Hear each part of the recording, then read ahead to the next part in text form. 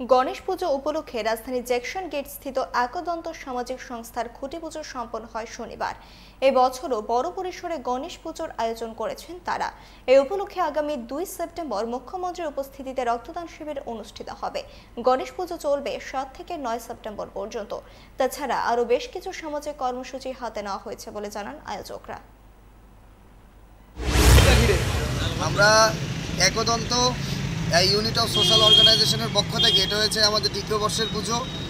গত বছর গোটা রাজ্যব্যাপী সারা জেগেছিল আমাদের এই পুজো বিভিন্ন সামাজিক কর্মসূচির মাধ্যমে, এবং এবারও আমাদের পুজোয় বিভিন্ন সামাজিক কর্মসূচি থাকছে। যেমন সামনের মাসের 2 তারিখেই আমাদের রক্তদান শিবির হতে চলেছে, এবং এবার পুজোর আমাদের যেটা বিশেষ আকর্ষণ, আমরা সবাই ফেসবুকে সোশ্যাল মিডিয়ায় একজন প্রভুজিকে চিনি, ভাগবত প্রভুজি, একদম ছোট্ট একটা বাচ্চা ছেলে। উনি 6 তারিখ আসবেন, উনিও থাকবেন আমাদের উদ্বোধন অনুষ্ঠানে। উনি 7 তারিখ এখানে ওনার প্রোগ্রাম চলবে। গোটা রাজ্যবাসীর কাছে আমরা করজোরে একদন্ত ইউনিট অফ সোশ্যাল অর্গানাইজেশনের পক্ষ থেকে আমরা আবেদন রাখছি, সবাই আসবেন।